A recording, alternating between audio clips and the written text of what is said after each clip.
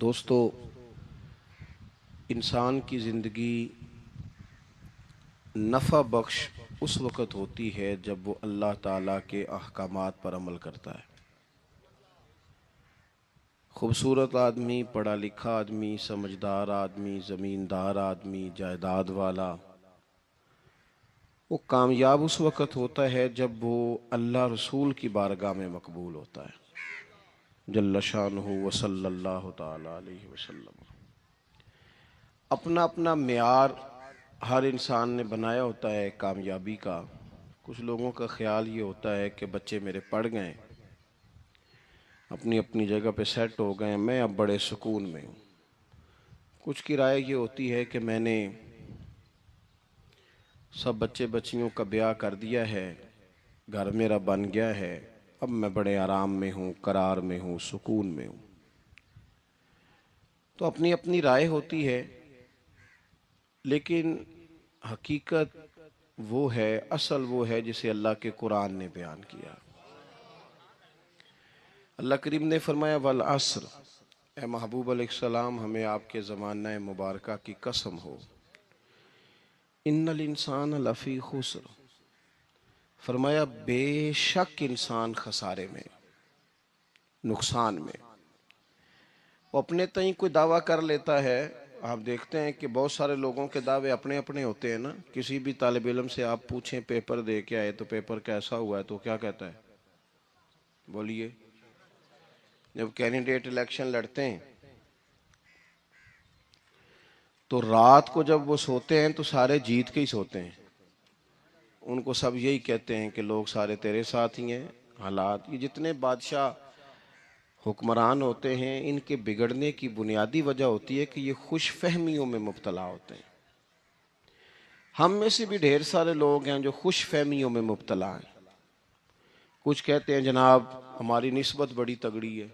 بھئی نسبت تو امام حسین سے تگڑی تو کسی کی نہیں نا، تو ساری رات نماز پڑھتے تھے، روزے رکھتے تھے، اللہ کو یاد کرتے تھے۔ آپ خالی نسبت پر بیٹھ کر عمل چھوڑ جائیں تو یہ کیسے ممکن ہے؟ تو اپنے اپنے تئیں لوگوں نے معیار کامیابی کے قائم کر لیے ہیں۔ اللہ فرماتا ہے کہ محبوب مجھے قسم ہو زمانے کی، انسان نقصان میں۔ یہ دن بدن جو وقت گزار رہا ہے تو اس کا نقصان، اس کا خسارہ، اس کا گھاٹا بڑھتا جا رہا ہے، روز نقصان میں۔ کتنا کتنا عمر کا حصہ لوگوں نے ضائع کر دیا، کتنے کتنے بہترین لوگ تھے لیکن روزی روٹی کے پیچھے وقت سارا برباد ہو گیا۔ یہ رزق حلال کے لیے دوڑ دھوپ ہو وہ تو بڑی بات ہے، لیکن تکبر کے لیے اور خواہشات، بیجا خواہشات کی تکمیل کے لیے، ایک دوسرے سے آگے بڑھنے کے لیے بڑا وقت ضائع کیا لوگوں نے۔ اچھا کوئی بھی نہیں جیتا، خاندانوں میں بھی کوئی نہیں جیتا، برادریوں میں بھی کوئی نہیں جیتا، پر لڑائی ساری زندگی کی ہے، میں نے آگے گزرنا، میں نے آگے، حالانکہ کوئی کسی کو جیتنے دیتا ہی نہیں۔ تو اپنے اپنے تئیں لوگوں نے معیار قائم کیے کامیابی کے۔ اللہ فرماتے ہیں بے شک انسان نقصان میں ہے، لیکن جس میں 4 خوبیاں پائی جائیں، ادھر دیکھو میری طرف، جس میں 4 خوبیاں پائی جائیں، اللہ کا قرآن کہتا ہے وہ بندہ کامیاب ہو جاتا ہے۔ 4 خوبیاں اس کے اندر ہو۔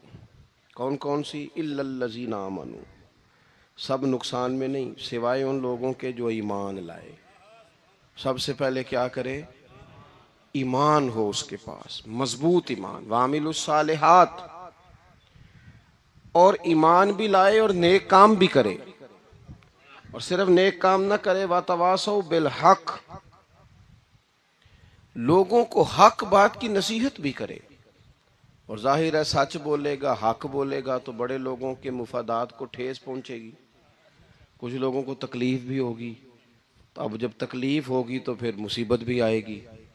تو اگر حق بات کہنی ہے تو پھر کیا کرے؟ وَتَوَاصَوْا بِالصَّبْرِ، پر ایک دوسرے کو صبر کی بھی وصیت کرے۔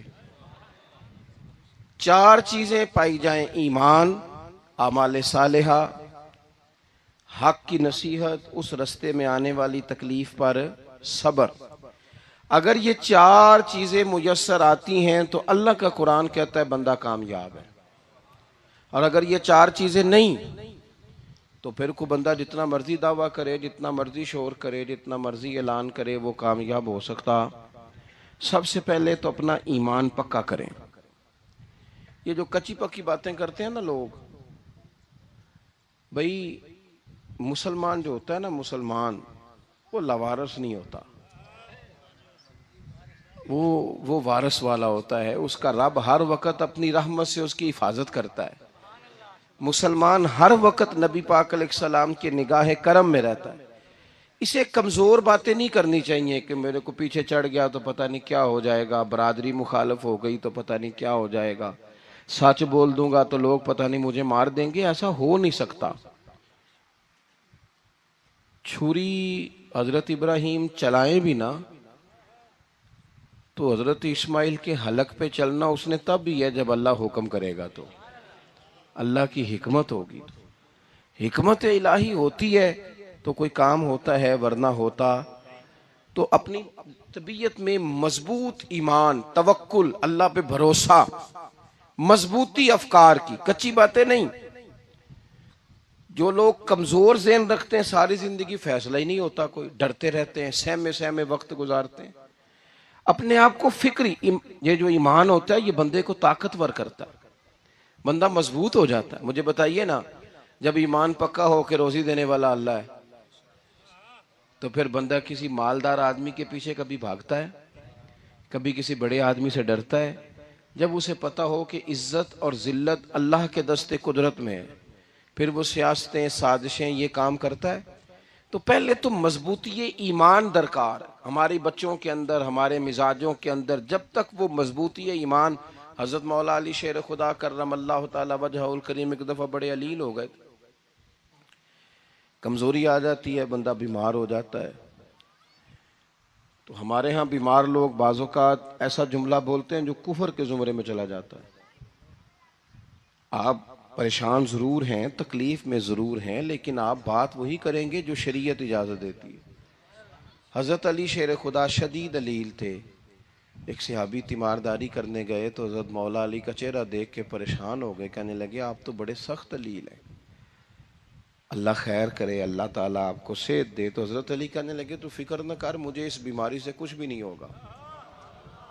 نے کہا کیوں؟ فرمانے لگے مجھے نبی پاک علیہ السلام نے فرمایا تھا علی اس وقت دنیا سے جاؤ گے جب داڑھی خون سے رنگین ہو جائے گی، تو اس کا مطلب ہے میں خنجر کے وار کے ساتھ شہید کیا جاؤں گا، میں بیماری سے دنیا میں نہیں جاؤں گا، میں یہ بیماری سے مجھے کچھ بھی نہیں ہوگا، اللہ مجھے شفا دے دے گا۔ چونکہ حضور نے فرمایا کہ ساڈے نبی دی زبان ساڈے واسطے قرآن۔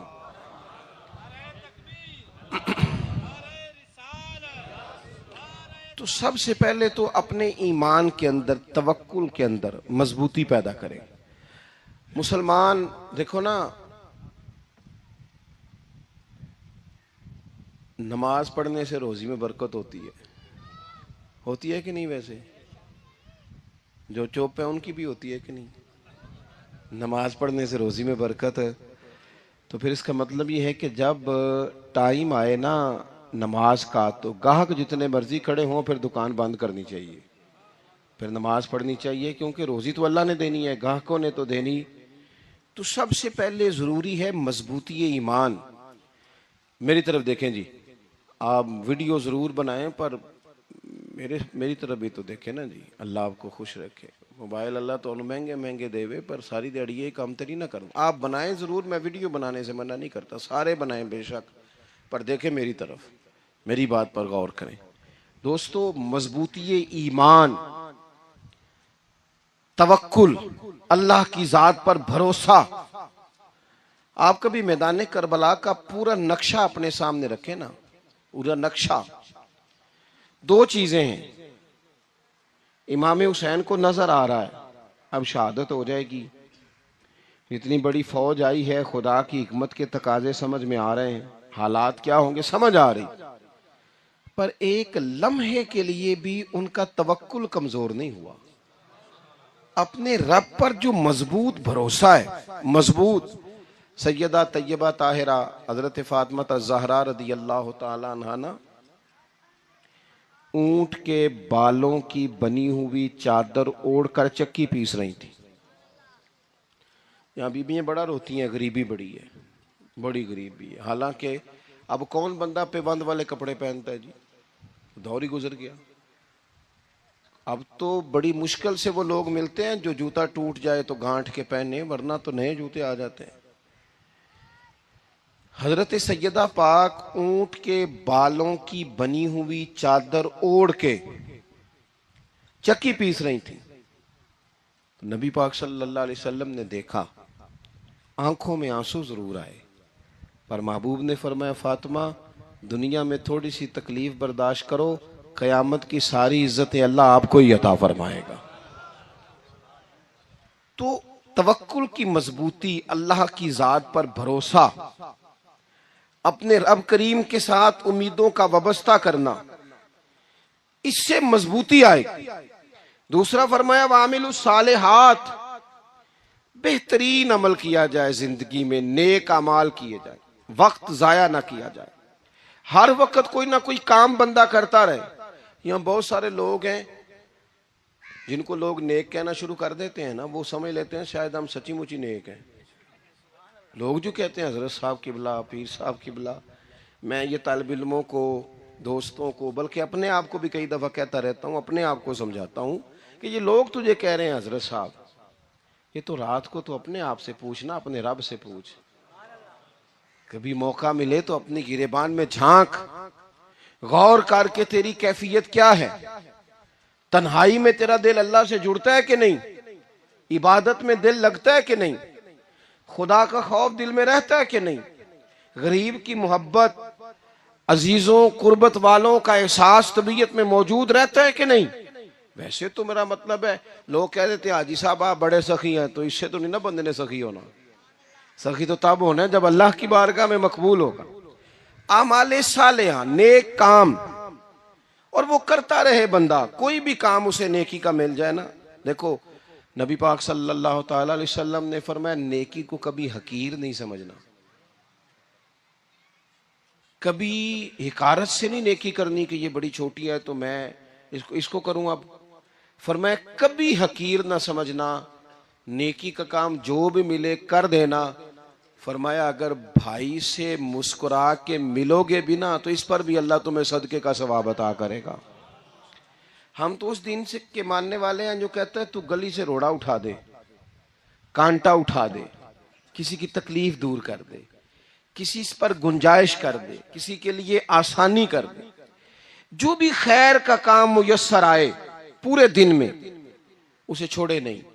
صبح گھر سے نکلیں، وہ ایک صحابی تھے غالباً تابی تھے، تو بازار جاتے اپنے غلام کے ساتھ تو سارا بازار گھوم کے واپس آ گئے. خادم نے کہا جناب کو نہ کوئی خریدا نہ کچھ بیچا، تو آپ سارا بازار گھوم کے آ گئے. فرمانے لگے تیرا کیا خیال ہے؟ میں نے کچھ بھی نہیں کیا. کہا جناب پھر کیا کیا ہے؟ فرمانے لگے تم نے دیکھا جو بندہ بھی گزرا ہے میں نے اس کو کہا السلام علیکم، تو کتنی کو نیکیاں میں جمع کر کے آ گیا ہوں. کوئی خیر جو میسر آئے. ہم سمجھتے ہیں کہ شاید کوئی کروڑ کو روپیہ ہوگا تو پوری مسجد بناؤں گا تو پھر میں نے نیکی کر دی ہے. شاید جناب میں، حالانکہ یہ چھوٹے چھوٹے کام ہیں نا، چھوٹے چھوٹے کام، ان کی تو زیادہ ضرورت ہوتی ہے، ان کی تو زیادہ حاجت ہوتی ہے. کوئی آپ رستے میں گزر رہے ہیں تو نیچے کوئی کھڈا بنا ہوا ہے تو اس پر ہم کیا کرتے ہیں؟ گاڑی میں بیٹھ کے تبصرہ کرتے ہیں اے روڈ کھورے کدوں بننا ہے. بھئی یہ کھڈا ہے نا تو آپ نیچے اترے نا، تو آپ دھابڑا لیں نا، کئی پکڑے نا، یہ تو 5 منٹ کا کام ہے، یہاں آسانی کر دیں نا، آپ اس میں گنجائش کر دیں. حضور سید عالم علیہ السلام نے فرمایا، امام راضی نے حدیث لکھی ہے، قیامت کے دن ایک بندے کو اللہ معاف کرے گا تو وہ بندہ عرض کرے گا یا اللہ میں تو بڑا گنہگار ہوں، کس وجہ سے معافی ہوئی؟ فرمایا رات کے وقت تو گزر رہا تھا، تیرے پیر سے روڑا ٹکرایا تھا اور تو نے اٹھایا ادھر ادھر دیکھ کے کہ کوئی اللہ کے کسی بندے کو تکلیف نہ ہو جائے. کہ مالک کو وہ تو میں نے زمانہ بیت گیا، کوئی اتنی بڑی بات بھی نہیں سمجھی. تو رب کریم نے فرمایا تو رات کے اندھیروں میں بھی میرے بندوں کا خیال رکھتا تھا تو میں تیرا خیال نہ کروں؟ کوئی عمل ہمارے ہاں لوگ کوئی کام نہیں کرتے، بالکل نہیں، کوئی کام نہیں، نہ بڑے نہ چھوٹے نہ سمجھدار نہ ان پڑھ، کچھ بھی نہیں، نشستن گفتن برخاستن، بیٹھو راج کے گپے مارو، تبصرے کرو فلانا کچھ نہیں کر رہا، فلانا کچھ نہیں کر رہا، اس کے بعد اٹھ کے چلے جاؤ، کچھ کریں۔ وعملوا الصالحات، نیکیاں جمع کریں زندگی میں، خزانہ بنائیں، خزانہ، اپنی ڈیوٹیاں اپنی ذمہ داریاں پوری کریں، ہر وقت کام، ہر وقت ذمہ داری، ہر وقت ڈیوٹی۔ دیکھیں نا امام حسن اور حسین، ان کی آپ کبھی زندگی کا مطالعہ کریں، فرض نماز کے علاوہ 100 رکعت نماز نفل روز پڑھنی ہے، پتہ کرنا ہے غریب کہاں کہاں ہیں، ان کا خیال رکھنا ہے، اور نیرے پیسے نہیں دینے۔ ہمارے لوگ غریبوں کو پیسے ضرور دیتے ہیں، عزت نہیں دیتے، ان کو 4 پیسے کی مدد ضرور کر دیتے ہیں، پر عزت نفس کا خیال نہیں رکھتے۔ امام زین العابدین رضی اللہ تعالیٰ عنہ فرماتے ہیں، گزر رہے تھے، آپ دیکھیں نا امام غزالی حدیث لائے ہیں کہ بندہ اور کچھ نہ کرے، کسی مومن کا دل راضی کر دے تو اللہ 60 سال کی نفلی عبادت کا ثواب عطا کرتا ہے۔ دل بدستاور کے حج اکبر است، از ہزارہ کعبہ یک دل بہتر است۔ کسی کا دل خوش کر دینا، اس کو راحت دے دینا، اس کو قرار دے دینا، اس کے لیے کوئی ایسا سامان کر دینا کہ بندہ مطمئن ہو جائے، سکون ہو جائے۔ یہ ہمارے ہاں جو لوگ ہوتے ہیں نا سرکاری ملازمین، ڈیوٹیوں والے، ان کی طبیعتوں میں تلخی ہوتی ہے۔ یہ اگر صرف پیار کرنے لگ جائے نا، میں کچھ میڈیکل سے وابستہ لوگ میرے احباب میں سے ہیں، تو میں ان سے کہتا ہوں کہ شفا تو اللہ نے دینی ہے، چلو تم دوائی تو ہنس کے دیا کرو نا، تم آنے والے کی بات تو توجہ سے سنو۔ وہ بیچارہ اپنی بات، ہمارے ایک بزرگ تھے تو تعویذ لکھا کرتے تھے، بڑے عالم تھے، مجھے کچھ تھوڑی سی نا میرے دل میں ان کے بارے میں خفگی رہتی تھی کہ آپ اتنے بڑے عالم ہیں، آپ کتاب لکھیں، آپ تعویذ لکھ رہے ہیں، اور پھر لوگوں نے کمائی کرنی ہوتی ہے، آپ تو مفت دیتے ہیں سارا کچھ، اتنی لمبی ڈیوٹی، سارا دن بیٹھے رہتے ہیں آپ اور لکھتے تعویذ ہیں، پڑھائیں آپ۔ میں نے ایک دن ان سے گزارش کی، میں نے کہا شیخ آپ بڑے آدمی ہیں، جن لوگوں کو اللہ نے رسوخ فی العلم عطا فرمایا ہوتا ہے ان میں سے آپ ہیں، اللہ نے آپ کو پختگی دی ہے علم میں، شعوری عالم میں، آپ سارا دن تعویذ۔ فرمانے لگے یار میں تعویذ نہیں لکھتا، اصل مسئلہ یہ ہے کہ جو تعویذ لینے آتا ہے وہ اپنا سارا دکھ سناتا ہے، تو میں تعویذ نہیں لکھتا، میں نا بس لوگوں کے کلیجے ٹھنڈے کرتا ہوں، میں کسی کا، اب تو بچوں کے پاس ٹائم ہی نہیں، وہ تو ابا کا دکھ نہیں سنتے، بالکل نہیں، وہ تو ڈھونڈتے ہیں کوئی کونا ملے تو جا کے موبائل دیکھیں، وہ تو بیٹھتے ہی نہیں۔ اماں کہہ رہی ہوتی ہے کہ پتر کو 10 منٹ میرے پاس بھی بیٹھا کر، لیکن پتر مصروف بڑا ہے، ویڈیو چڑھانی ہے اس نے، ٹک ٹاک بنانا ہے اس نے نئی تصویر چڑھانی ہے، ہم الجھ گئے ہیں۔ یہ چیزیں انسان کو نفسیاتی طور پر کمزور کر دیتی ہیں، جو لوگ زیادہ یہ کام کرتے ہیں ان کے حافظے کمزور ہو جاتے ہیں، وہ الجھ جاتے ہیں، انہیں پتہ نہیں ہوتا رات میں نے کیا کہا تھا، صبح میں کیا کہہ رہا ہوں۔ ہر وقت نہیں، ضرورت کے وقت، ہر ٹائم نہیں، مخصوص اوقات میں۔ حضرت امام زین العابدین رضی اللہ تعالیٰ عنہ فرمانے لگے، ہم گزر رہے تھے، امام حسین ساتھ تھے، تو رستے میں نا کچھ غربا، غریب لوگ بیٹھ کے کھانا کھا رہے تھے، کہتے ہماری ان پر نظر پڑی تو انہوں نے حضرت امام حسین رضی اللہ تعالیٰ عنہ سے کہا حضور آئیے تشریف لائیے کھانا کھائیے۔ وہ ضروری نہیں ہوتا آپ کو سب کا کھانا پسند ہی آئے، ٹیسٹ اپنے اپنے ہوتے ہیں، یہ ضروری تو نہیں، کھانا پسند نہ بھی آئے تو دل تو پھر بھی راضی رکھنا چاہیے نا۔ قربان جائیں نبی پاک نے کس طرح ہماری تربیت کی۔ حضرت عائشہ صدیقہ رضی اللہ تعالیٰ عنہ فرماتی ہیں کریم محبوب کا میں نے یہ طریقہ دیکھا کہ اگر کھانا ناپسند ہوتا تو چھوڑ دیتے، پر کبھی اس میں سے نقص نہ نکالتے، عیب جوئی نہ کرتے۔ گرمی کے موسم میں کھڑی ہے بیچاری خاتون، اور کتنی مشقت سے اس نے کھانا بنایا، اور کتنی گرمی سہی ہے چولہے کے سامنے، لیکن صاحب وہ کھانا رکھا ہے تو وہ کہتے ہیں یہ تو کی پکایا ہے، وہ کھانے والی چیز ہے بھئی، اس طرح کرنا، اب جو اگلی ہنڈی ہے وہ تو پکا، نہ تو کھڑا ہو، یہ پتہ چلے یہ کام کتنی مشقت کا ہے۔ زندگی میں کچھ تھوڑا سا دوسروں کا خیال رکھنا یہ بھی تو دین کا حصہ ہے نا۔ آپ اپنی زندگی میں ہمیشہ اپنے لیے سوچیں، کسی اور کا سوچیں ہی نہ۔ تو میرے عزیز یاد رکھیں گے آپ، امام زین العابدین کہتے ہیں نبی پاک صلی اللہ تعالی علیہ وآلہ وسلم نے نا حضرت امام علی مقام کی، امام حسن اور حسین کی اس طرح سے کچھ تربیت فرمائی تھی کہ غریب پروری ان کے اندر رچ بس گئی تھی، مزاج بن گیا تھا۔ وہ غربا بیٹھے تھے دسترخوان بچھائے سڑک کے کنارے، تو امام حسین گزرے تو انہوں نے آواز دی، امام صاحب روک گئے، کہنے لگے حضور تھوڑی روٹی نہیں کھا لیتے ہمارے ساتھ؟ تو امام صاحب آ گئے، نیچے بیٹھ گئے غریبوں کے ساتھ۔ کوئی جرت کرے نا، چلو امیروں نے تو غریبوں کے ساتھ بیٹھنے کی جرت نہیں کرنی، کوئی پیر ہی بیٹھ جائے غریبوں کے ساتھ، وہی مہربانی کر دے کہ میں پیر صاحب ہوں، قبلہ ہوں، تو میں ہی چلو لنگر کھا لوں مریدوں کے ساتھ بیٹھ کے۔ ہماری تو محفلوں میں بھی نا جی، نعت خانوں کا، مولویوں کا، دوسروں کا کھانا اور ہوتا ہے، اور غریب آدمی کو شاپر میں چاول ڈال کے دیتے ہیں اور ساتھ اسے کہتے ہیں یہ لنگر شریف ہے۔ بھئی اگر یہ شریف ہے، تبرک ہے، تو اے پیر صاحب نو نہیں سی لنگدا، اڑتا ہے گلے میں لنگر ان کو۔ یہ لنگر شریف جو ہے یہ نعت خاں کو بھی تو گزرنا، تبرک ہے کہ نہیں؟ ہاں نہ تو کرو نا، تو جیڑی زیادہ تبرک والی شے ہے وہ پیرانوں بھی تو کھانی چاہیے نا، نعت خاں کو بھی، اس کے لیے لہدہ سے مرغ مسلم اعلیٰ کھانے۔ میں اکثر دوستوں سے کہتا ہوں چلو میلاد شریف پہ ہی صحیح سب کے لیے اچھا کھانا پکاؤ، چلو جس غریبوں کے بچوں کو بیچاروں کو سارا سال وہ بوٹیوں کے لیے لڑتے ہیں، تم میلاد بھی اچھی روٹی پکا دو، تو بچہ جب کھائے گا نا بہت ساریاں بوٹیاں اور چاول، اور اپنے ابا سے پوچھے گا کہ ابا جی آج کی گل ہے، بڑا گوشت پہ لبد ہے، تو ہو سکتا ہے غریب باپ رو ہی پڑے اور اسے کہے پتر تو آج راج راج کے کھاج ساڑھے نبی پاک دا میلاد شریف ہے۔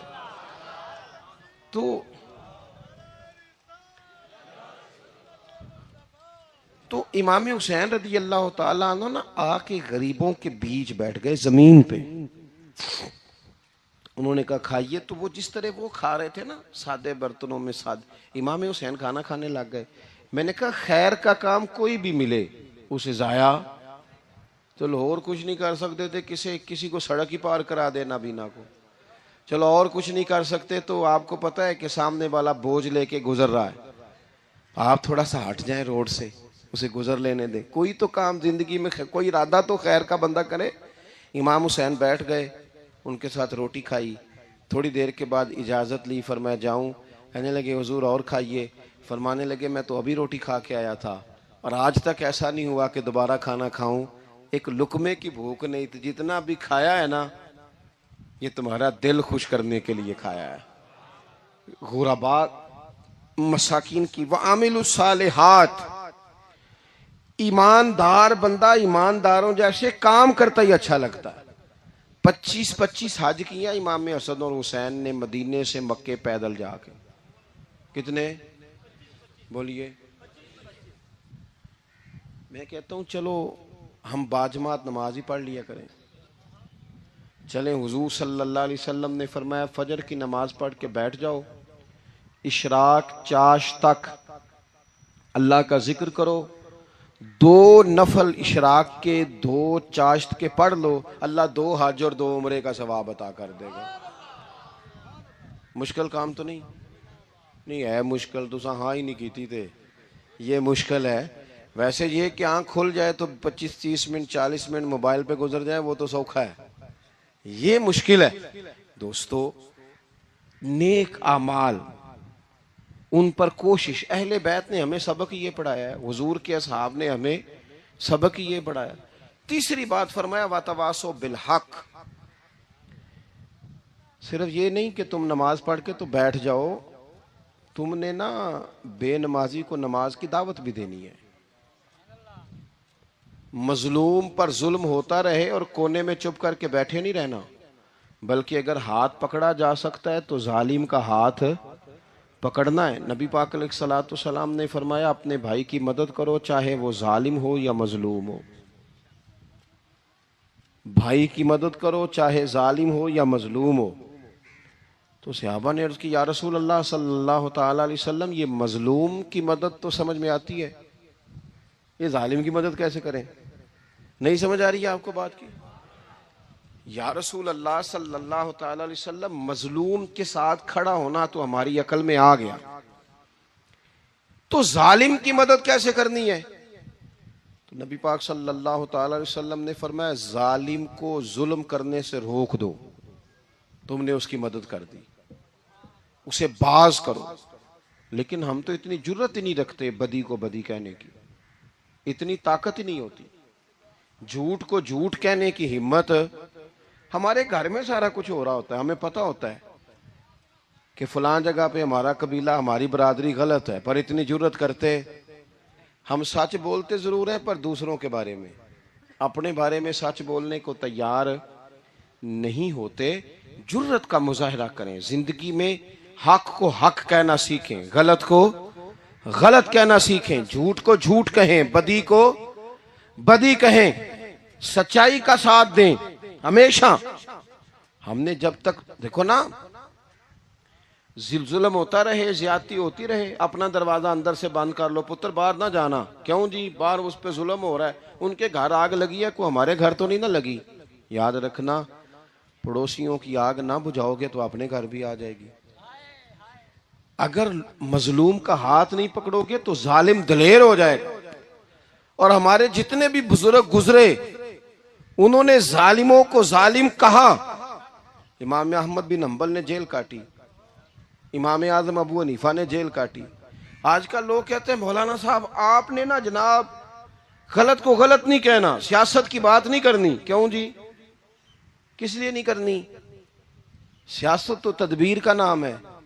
بنو اسرائیل میں جتنی بھی تدبیر ہوتی تھی وہ سارے انبیاء کیا کرتے تھے، کیوں نہ بات کریں؟ یہ جن کرسیوں پہ آج تم نے ظالموں جابروں کو بٹھایا، یہ کرسی تو حضرت ابوبکر صدیق جیسے لوگوں کی ہے، یہ تو حضرت عمر جیسے لوگوں کی سیٹ ہے، حضرت عثمان غنی جیسے لوگوں کا کام ہے، مولا علی جیسے لوگوں کا کام ہے۔ غلط جگہوں پہ غلط لوگ بٹھا دی، اور پھر جھوٹے کو جھوٹا بھی نہ کہیں، ظالم کو ظالم بھی نہ کہیں۔ ہم سے نہ رقم ہوں گے قصید یزید کے، کیونکہ ہم لوگ تو حسین کے سیرت نگار ہیں۔ یہ کیا بات ہوئی؟ آپ سچی بات ہی نہ کریں، کلمہ حق کہیں، ہمیشہ کھری بات کہیں، سچی، گرچہ اپنا نقصان ہو، حق کے ساتھ کھڑے ہونا سیکھیں۔ وَتَوَاصَوْا بِالْحَقِّ، ساری آسانی تھی، امام حسین کو کوئی مسئلہ نہیں تھا، آرام سے بیٹھے تھے۔ آج کتنے موجوں میں بیٹھے ہیں، پیر صاحبان، مولوی صاحبان، خطیب صاحبان، سیاستدان، وڈیرے، موج لگی ہوئی ہے، کسی کو کچھ نہیں کہنا، کچھ کہیں گے تو پھر بندے مخالفت کریں گے۔ تو امام حسین مسجد نبی میں جمعہ پڑھاتے تھے، چپ کر کے بیٹھے رہتے۔ حضور سید عالم علیہ السلام کے مزار انور کے پاس بیٹھے تھے، بیٹھے رہتے۔ لیکن امام حسین نے فرمایا ظالم حکمران بنے تو وہ قوموں کو تکلیف دیتے ہیں، وہ ملی نقصان کرتے ہیں، وہ امت کا چہرہ مہرہ بگاڑ کے رکھ دیتے ہیں، لہذا کھڑے ہونا پڑتا ہے، کلمہ حق کہنا پڑتا ہے، الہے کلمت الحق کے لیے نکلنا پڑتا ہے۔ آپ اپنی زندگی کے اندر سچی بات کرنا سیکھیں۔ الیکشن کے دن آ گئے، میرے ایک بڑے محبت والے ساتھی تھے، وہ آ گئے ووٹ کے لیے۔ ویسے بھی یہ جو بیماری ہمارے ملک میں نا جی، ہمارے ہاں حکمران بعض اوقات کہتے ہیں اوے ہو جی جمہوریت بڑی ضروری ہے۔ وہ بھی کس مصیبت کا نام ہے جمہوریت؟ اقبال تو کہتے ہیں کہ یہ وہ چیز ہے کہ جس میں پتہ ہی کوئی نہیں ہوتا، پڑھے لکھے ان پڑھ کا، چھوٹے اور بڑے کا، سیانے اور بیوقوف کا۔ جمہوریت وہ طرز حکومت ہے کہ جس میں بندوں کو گنا کرتے ہیں، تولا نہیں کرتے۔ کس تم کیا راگل آپ رہتے ہو ہر وقت؟ قوم کو اس کا حق ملنا چاہیے، غریب کی مدد ہونی چاہیے، انصاف ملنا چاہیے۔ باقی یہ تمہاری کہانیاں ہیں ڈکٹیٹرشپ اور جمہوریت، اور ہمیں تمہاری سمجھ بھی نہیں آتی۔ ہر ڈکٹیٹر کے ساتھ ہوتے ہو، باتیں جمہوریت کی کرتے ہو، جہاں تمہارا دل کرتا کھڑے رہتے ہو۔ ہمیں تو کوئی اس سے غرض نہیں، کام ہونا چاہیے۔ بلکہ جو لوگ قوت نافذہ رکھتے ہیں انہیں سمجھنا چاہیے کہ ملک کی بھاگ دوڑ ہمیشہ مضبوط ہاتھوں میں رہے، اور وہ اس طرح کا نظام وضع کریں، مل بیٹھیں سارے ادارے کہ غریب کی سنی جائے۔ وہ مجھے بڑی اچھی طرح یاد ہے، جب وہ ایک حکومت ختم ہوئی اور جو ایک فوجی رہ کے گئے تھے 11 سال، ان کی حکومت آئی تو میں باہر نکلا تو ایک بزرگ تھے، وہ صبح صبح ناشتہ بیچا کرتے تھے ہمارے علاقے میں، چاول اور چنے بنے۔ تو میں نے ان سے کہا بزرگوں پتہ لگا جی رات دی حکومت بدل گئی ہے. تو فرمان لگے پتر جیڑا مرضی بھی آ جائے میں تو چول بیچ کے روٹی کھانی، ہمیں تو ان سے غرض ہی نہیں. اللہ جانے کون آیا کون گیا، تو کھیل تماشا بنایا ہوا ہے. تو جھوٹے کو جھوٹا کہیں. میرے ایک دوست ہیں الیکشن لڑتے ہیں، مجھے ایک دفعہ آ کے کہنے لگے آپ نے کبھی ووٹ نہیں ڈالا، اس دفعہ ضرور ڈالے. میں نے کہا نہیں ڈالتا میں. کہنے لگے ووٹ قوم کی امانت ہے. تو میں نے کہا امانت کسی بے ایمان کو دے دوں؟ امانت تو امانت دار کو دی جاتی. نہیں سمجھے آپ بات؟ یہ سارے کہتے ہیں نا ووٹ قوم کی، تو امانت کس کو دینی چاہیے؟ صحیح بتاؤ. چلو ہوں تسی بولنا نہیں، بس دل وچ گل رکھنی، دل وچ. دیندے ویسے امانت دارا نہیں ہونا. نہیں میں نے کہا بولنا نہیں، ایویں کسی نے پتہ نہ لگ جائے. دیتے ویسے امانت داروں کو ہی ہو نا. یہ اپنے دل سے پوچھو، فیصلہ لو، اللہ سے ڈرو. ظالم کا مددگار ظالم ہوتا ہے، ظالموں کا مددگار ظالم ہوتا ہے. وہ تیرے میرے ووٹ پر جیت کر جب ظلم کرے گا تو پھر کون ہے جو یہ دعویٰ کرے گا کہ جناب میں ظالم کا مددگار نہیں؟ سوچو سمجھو غور کرو.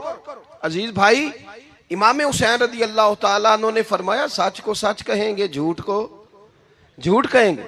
یہ نہیں ہو سکتا کہ جناب ظلم ہوتا رہے اور چپ رہے. اور یہ سبق کہاں سے پڑھا انہوں نے؟ مولا علی شیر خدا سے. ہم تو اپنے بچوں کو کہتے ہیں نا باہر ظلم ہو رہا ہے تو پتر تو نہ باہر جانا، ہماری نہیں لڑائی. لیکن جب حضرت عثمان غنی رضی اللہ تعالیٰ عنہ پر بلوائیوں نے حملہ کیا نا، تو چونکہ حضرت عثمان غنی خالو تھے امام حسن اور حسین کے، حضرت عثمان خالو ہیں، سگے خالو ہیں. تو حضرت مولا علی شیر خدا نے یہ نہیں کہا کہ پتر اتنے بندے آ گئے ہیں، تلواریں ہیں، محاصرہ ہے، باہر نہ نکلنا.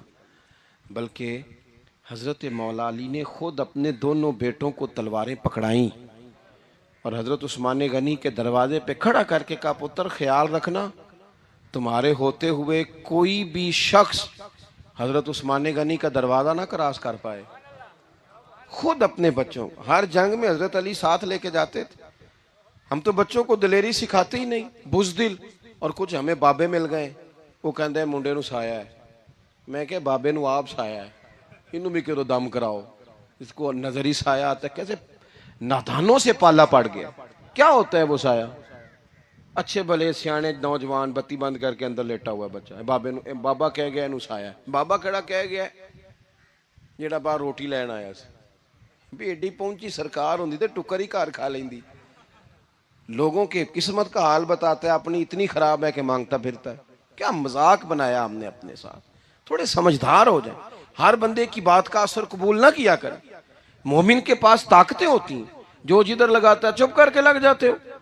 ان الذین قالوا ربنا اللہ ثم استقاموا تتنزل علیہم الملائکہ. اللہ کہتا ہے تو ڈٹنا سیکھ، رب کا نام لے کے ڈٹ جا، رب تیری مدد کے لیے فرشتے بھی نازل کر دے گا. کہیں کھڑے ہونا سیکھیں. جس کا جو من آتا ہے وہ تباہی کر کے گزر جاتا ہے. بالکل قطعاً نہیں. تو امام حسین نے صحیح کو صحیح کہا، غلط کو غلط کہا، اور ڈٹ کے کہا، اور پورے وثوق سے کہا، اور پوری وہ حضرت امام ابو مالک کھڑے تھے نا، تو یہ بادشاہ بڑی بڑی غلط باتیں بھی کرتے ہیں. اچھا چلیں صحیح بتائیں آپ. میں آپ کو اپنی بات بتاتا ہوں.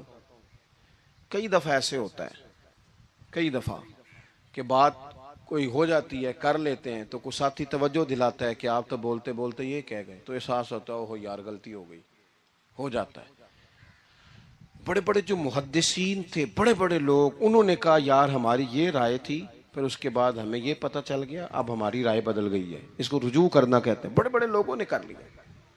لیکن ہماری سیاسی جماعتوں کا حال یہ ہے کہ ان کے کسی کارکن سے پوچھے نا تمہارے لیڈر نے کبھی غلطی کی ہے؟ تو کیا دینے؟ کیوں؟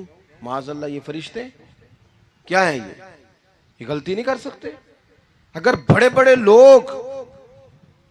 لوگ کہتے ہیں یار یہاں ہم بھول گئے تھے، حتیٰ کہ صحابہ کرام علیہم رضوان اپنی رائے سے رجوع کرتے. یہاں کیا حال ہو گیا؟ کس چکر میں ہم پڑ گئے؟ جماعتوں کو بت نہ بناؤ، وہ جماعتیں رہنے دو. اگرچہ بت ہیں جماعت کی آستینوں میں، پر مجھے حکم اذاں لا الہ الا اللہ. تو سچ کو سچ، جھوٹ کو جھوٹ. حضرت امام ابو مالک کھڑے تھے تو ہارون رشید بادشاہ تھا. کچھ بڑے خوش آمدی لوگ ہوتے ہیں، نہیں جی نہیں سرکار آپ کی تو کیا بات ہے. کیوں جی اتنی تعریفیں کیوں کر رہے ہو؟ کہتے ہیں اس نے خرچہ کیا، مسجد بنوا کے دی ہے. یہ جناب چندے دیتا ہے. وہ خدا کے بندو، چندہ دینے کا مطلب یہ جو مرضی کہا جائے. حضرت امام مالک ہارون رشید کے بڑے بادشاہ کے دربار میں کھڑے تھے، کسی بڑے کے، ہارون رشید تھا یا کوئی اور تھا، تو وہ نا مکھی بار بار بادشاہ کو تنگ کرتی. مکھی کئی دفعہ نہیں قابو آتی، 3-4 بندے بھی لگ جائیں تو نہیں قابو آتی، پکڑی نہیں جاتی، مکھی جو ہوئی. مکھی بڑا تنگ کر رہی تھی، تو اس نے نا ایک غلط جملہ کہہ دیا. غلط کہنے لگا معاذ اللہ ثم معاذ اللہ، نقل کفر کفر نہ باشے. کہنے لگا امام مالک سے کیا ضرورت تھی اللہ تعالیٰ کو یہ مکھی کیوں بنائی؟ اللہ کی تخلیق پر اعتراض کر رہا ہے معاذ. اب خوش آمدی کو بندہ ہوتا تو کہتا جی وہ مسئلہ یہ ہے جی، وہ اصل بات یہ ہے جی، آپ بیٹھیں جی، ٹھنڈے دماغ سے سمجھاتا ہوں.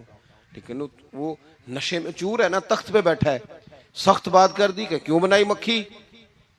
تو امام صاحب اٹھ کے کھڑے ہو گئے، ہاتھ میں چھڑی پکڑی تھی، زور سے زمین پہ ماری، فرمانے لگے یہ مکھی نا اللہ نے تیرے جیسے لوگوں کا غرور توڑنے کے لیے بنائی ہے کہ سنبھالی تو تم سے مکھی بھی نہیں جاتی تو دعوے بڑے کرتے ہو کہ تیرے جیسے بندوں کا غرور توڑنے کو بنائی ہے. چپ کر گیا، کہنے لگا حضور غلطی ہو گئی تھی، آئندہ نہیں کروں گا.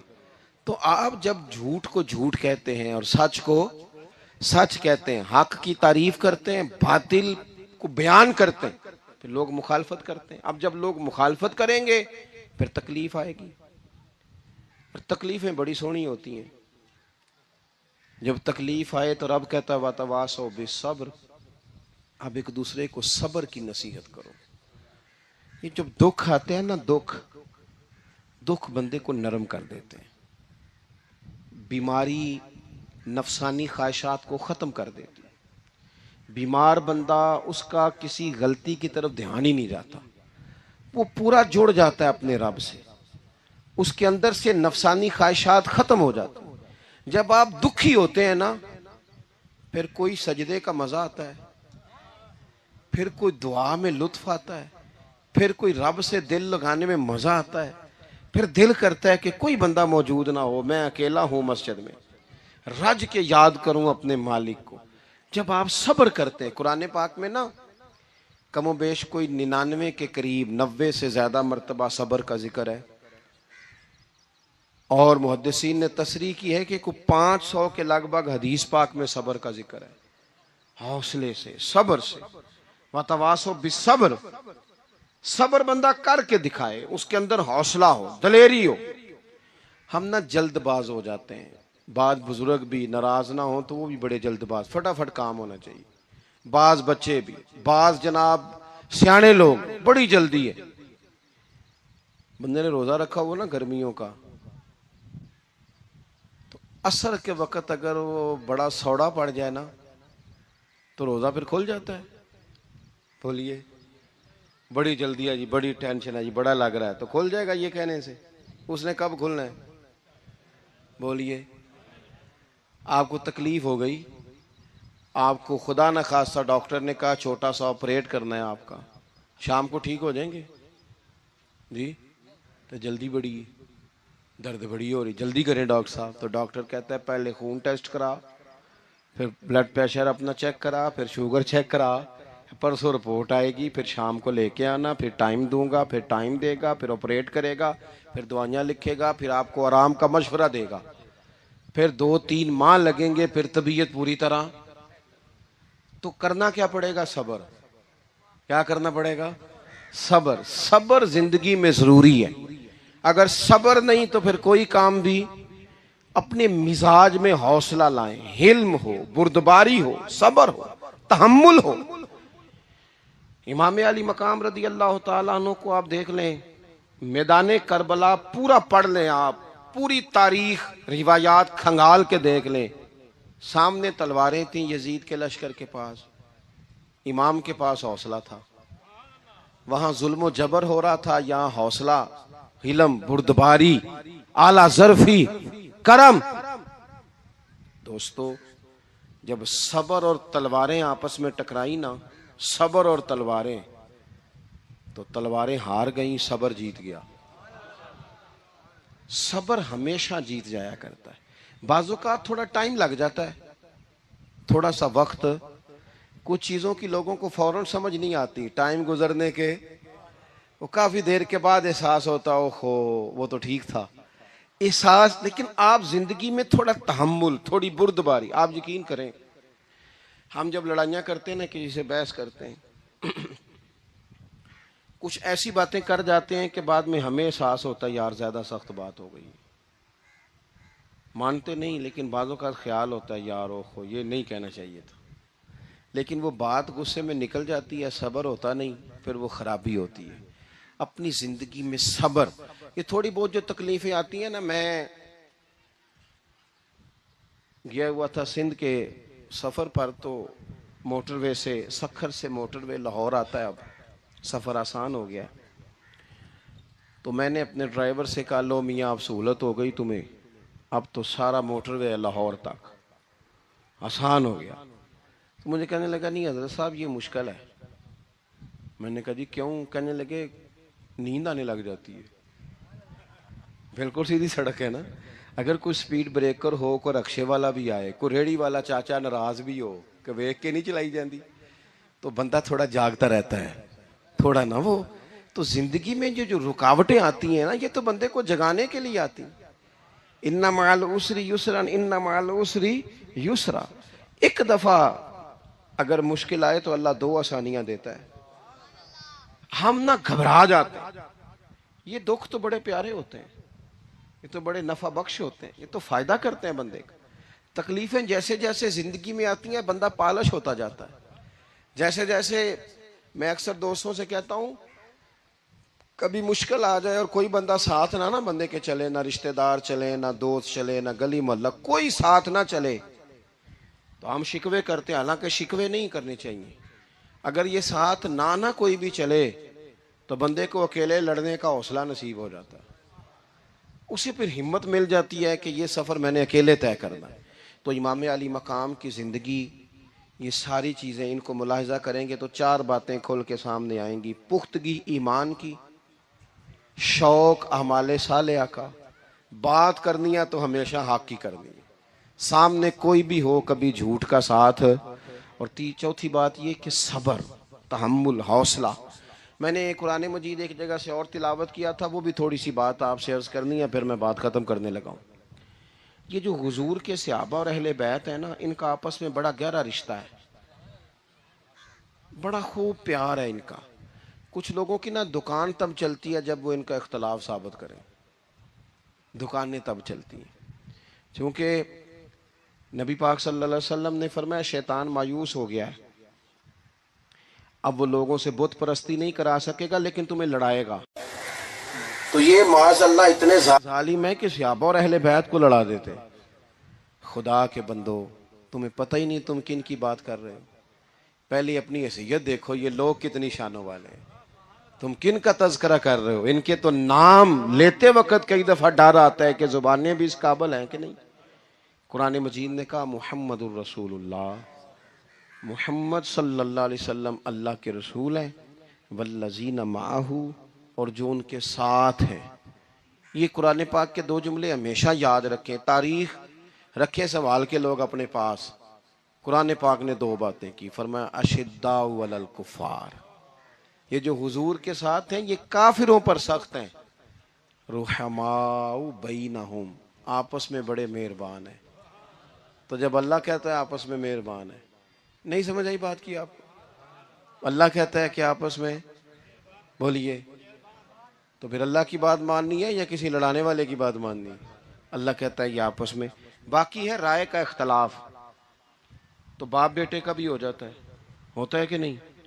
ابا کہتا ہے یہ کام کر لیں، پتر کہتا ہے.